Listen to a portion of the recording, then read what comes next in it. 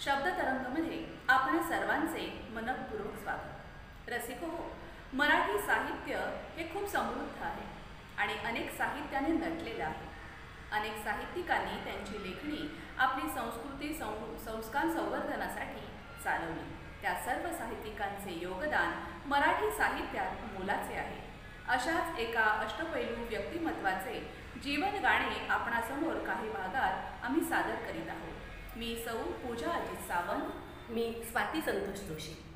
कार्यक्रमाचं शीर्षक आहे असे न मी नसे न मी. प्रख्यात कवयित्री, कथालेखिका, कादंबरीकार, गीतकार, बालगीतकार, पत्रकार, ललित लेखिका अशा अनेक साहित्याच्या क्षेत्रात ज्यांनी मुसाफिरी केली, अगदी साधं राहणीमान, डोक्यावर पदर, कपाळावर भलं मोठं कुंकू, डोळ्याला चष्मा असणाऱ्या, ज्यांच्या गीतांनी संपूर्ण महाराष्ट्राला वेड लावलं, अशा प्रख्यात गीतकार, कवयित्री शांताबाई जनार्दन शेळके. मागे उभा मंगेश, पुढे उभा मंगेश, मागे उभा मंगेश, पुढे उभा मंगेश, माझ्याकडे देव माझा पाहतो आहे, माझ्याकडे देव माझा पाहतो आहे. मागे उभा मंगेश, पुढे उभा मंगेश, मागे उभा मंगेश, पुढे उभा मंगेश. जटाजूट माथ्यावरी चंद्रकला श्रीधरी, जटाजूट माथ्यावरी चंद्रकला श्रीधरी, सर्पमाळ रुळे उरी, सर्पमाळ रुळे उरी, चिताभस्म सर्वांगास, चिताभस्म सर्वांगास, लिंबून राहे. माझ्याकडे देव माझा पाहतो आहे, माझ्याकडे देव माझा पाहतो आहे. मागे उभा मंगेश, पुढे उभा मंगेश, मागे उभा मंगेश, पुढे उभा मंगेश. जन्म जन्मांचा हा योगी, संसारी आनंद भोगी, जन्म जन्मांचा हा योगी, जन्म जन्मांचा हा योगी, संसारी आनंद भोगी, विरागी की म्हणू भोगी, विरागी की म्हणू भोगी. शैलसुता संगे गंगा, शैलसुता संगे गंगा, मस्तकी वाहे. माझ्याकडे देव माझा पाहतो आहे, माझ्याकडे देव माझा पाहतो आहे. मागे उभा मंगेश, पुढे उभा मंगेश, मागे उभा मंगेश, पुढे उभा मंगेश, मागे उभा मंगेश, पुढे उभा मंगेश. बाईंचं संपूर्ण नाव शांता जनार्दन शेळके. त्यांचा जन्म पुणे इंदापूर येथे 12 ऑक्टोबर 1922 साली झाला. त्यांचं बालपण खेड मंचर येथे व्यतीत झालं. बाईंचे आजोबा शाळा मास्तर होते आणि वडील रेंज फॉरेस्ट ऑफिसर. त्या वडिलांना दादा म्हणत, तर आपल्या आईला वहिनी म्हणत. बाईंचं 4थीपर्यंतचं शिक्षण खेड म्हणजे आत्ताचं राजगुरुनगर तेथील महात्मा गांधी विद्यालयात झालं. 1930 साली वडिलांचं निधन झालं आणि हे शेळके कुटुंब बाईंच्या काकांकडे पुण्यात आलं. बाईंचं पुढील शिक्षण पुण्याच्या हुजूर बागेत झालं. सुविद्य अभिजात अशा शाळेतील वातावरणाचे संस्कार बाईंच्या मनावर झाले. SP महाविद्यालयातून बाई BA झाल्या. तर पुढे 1944मध्ये संस्कृत विषय घेऊन त्या MA झाल्या. मुंबई युनिव्हर्सिटीतून त्यांनी प्रथम क्रमांक पटकावला. तात्यासाहेब केळकर सुवर्णपद त्यांना देऊन त्यांचा सन्मानही करण्यात आला. SP कॉलेजमधले त्यांचे प्राध्यापक श्री म माटे, प्राध्यापक जोग, प्राध्यापक वाटवे यांच्यामुळे अभ्यासाच्या पुस्तकाच्या व्यतिरिक्त बाईंना अवांतर वाचनाची आणि कवितेची गोडी लागली.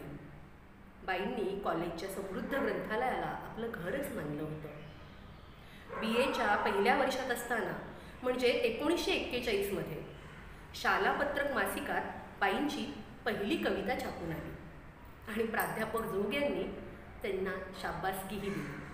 बाईंचा हुरूप वाढला आणि बाई लिहित्या झाल्या. बाईंनी अनेक साहित्य प्रकार हाताळले. आत्मनिष्ठ कविता ही त्यांची सर्वात आवडीची निर्मिती. शब्द म्हणजे केवळ तारा, शब्द म्हणजे केवळ तारा, वीजवाहिना क्षणकाल पेटणाऱ्या, एरवी विझणाऱ्या पेटतेपणाची आतुर प्रतीक्षा करी, एरवी विझणाऱ्या पेटतेपणाची आतुर प्रतीक्षा करी, मनातल्या धुळीत घनघोर दिसलेल्या. शब्दांनीच परस्परांना भिडून बघतो आपण, शब्दांनीच परस्परांना भिडून बघतो आपण. शब्दांना शब्द भेटतीलच असे नाही, शब्दांनी शब्द पेटतीलच असे नाही, शब्दांनी शब्द पेटतीलच असे नाही. बाई MA झाल्यावर सुरुवातीला प्रख्यात पत्रकार असणाऱ्या आचार्य अत्रे यांच्या समीक्षक मासिकात, नवयुग साप्ताहिकात तर मराठा दैनिकात त्यांनी कार्य केले. त्याचबरोबर नागपूर येथील हॅझलॉप कॉलेजात, मुंबईतील रुईया आणि महर्षी दयानंद महाविद्यालयातही त्यांनी मराठी प्राध्यापिका म्हणूनही कार्य केले. बाई जेव्हा रुईया कॉलेजमध्ये मराठीच्या प्राध्यापिका म्हणून कार्यरत होत्या त्यावेळेचा एक किस्सा मला माहीत आहे. डॉक्टर अजय ताम्हणे यांनी मला हा किस्सा सांगितला. त्यावेळी डॉक्टरसुद्धा बाईंकडे तिथे म्हणजे रुईया कॉलेजमध्ये विज्ञान शाखेमध्ये शिकत होते. विज्ञान शाखेतल्या विद्यार्थ्यांना मराठीचा तास म्हणजे ना एक विरंगुळा असायचा. कारण बाईंची शिकवण्याची ओघवती शैली आणि त्या एक सुमधुर वाणीतून मराठीतल्या कविता, काव्यरचना असत, ओव्या, अभंग असं छान बाई शिकवायच्या. त्यामुळे विज्ञान शाखेतला एक तासिका झाली विषयाची आणि त्याच्यानंतर मराठीचा तास होता. एक 10 मिनटं झाली तरी बाई काही वर्गावरती आल्या नाही. तेव्हा एक होतं की मुलं स्वतःहून स्टाफ रूममध्ये जायची आणि शिक्षकांना सांगायचे की आमच्या वर्गावरती तास आहे चला म्हणून. तसा एक विद्यार्थी गेला आणि त्यांनी स्टाफ रूममध्ये जाऊन बाईंना सांगितलं की मराठीचा तास आहे आमच्या वर्गावरती. बाई लगबगीने वर्गावरती गेल्या आणि बाईंनी शिकवायला सुरुवात केली. बाई ओवी, अभंग असं काहीतरी काव्यप्रकार शिकवत होता आणि त्या शिकवण्याच्या भरामध्ये बाईंनी त्यांच्या लहानपणी ज्या काही ऐकलेल्या ओव्या होत्या, अभंग होते, ते तोंडपाठ होते बाईंचे. म्हणजे पाठ्यपुस्तकाच्या व्यतिरिक्त बाईंनी मुलांना एवढ्या जास्त ओव्या म्हणून दाखवल्या, ऐकवल्या. आणि मग बाई पटकन म्हणाल्या, बघितलं हे मी माझ्या लहानपणी सगळं ऐकलेलं आहे, अद्यापही माझ्या चांगलं लक्षात आहे. त्यावरती पहिल्या बाकावरचा जो बसलेला मुलगा होता तो चटकन उठला आणि म्हणाला, बाई मग आजचा तास कशा काही विसरलात तुम्ही? बाई थोड्याशा खजील झाल्या, पण बाई प्राध्यापिका असूनही त्यांनी मुलांना काही रागे भरले नाहीत.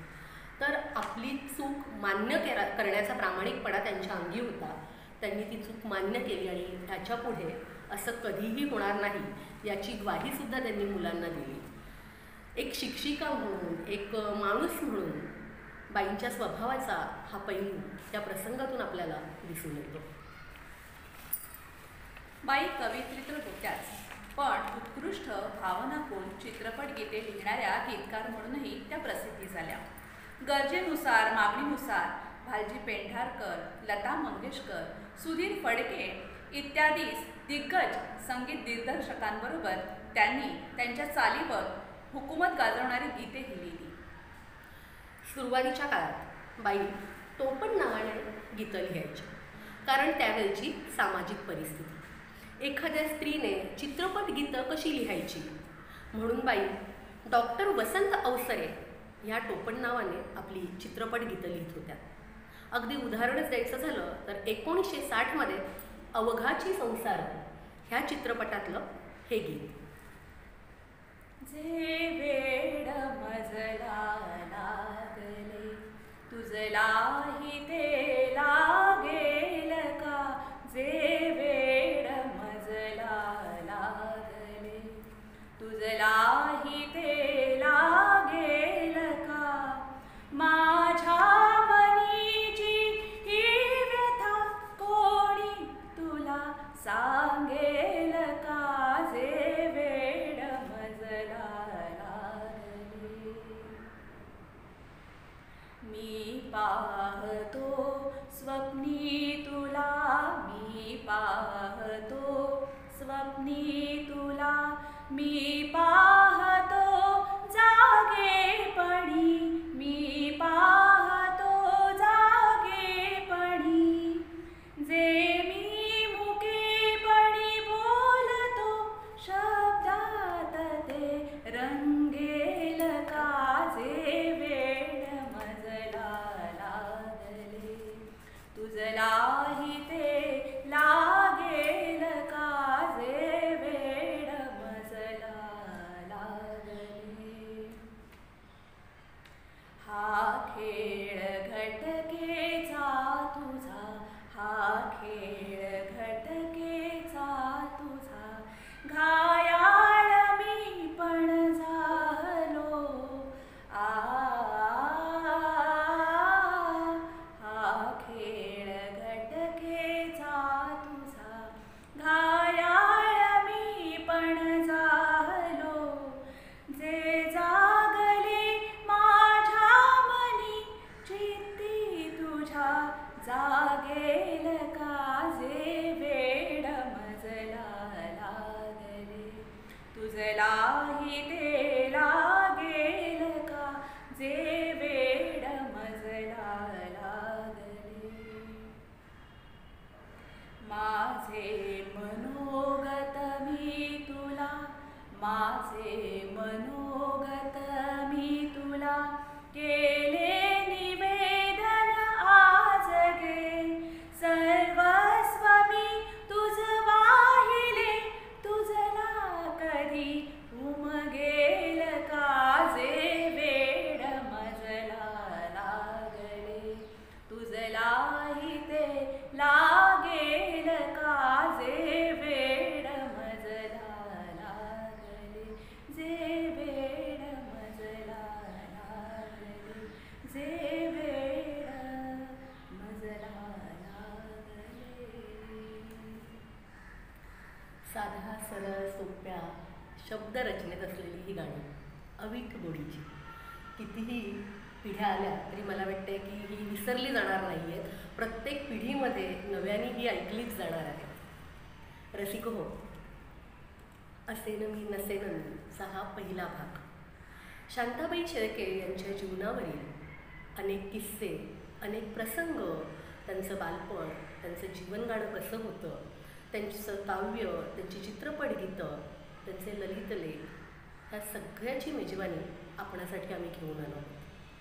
पुढच्या भागात आपण पुन्हा भेटूया. तोपर्यंत विश्रांती. आमचं चॅनल सबस्क्राईब केलं नसेल तर सबस्क्राईब करा. आजच्या कार्यक्रमाला लाईक करा, शेअर करा आणि आपल्या प्रतिक्रिया आम्हाला जरूर कळवा. नमस्कार.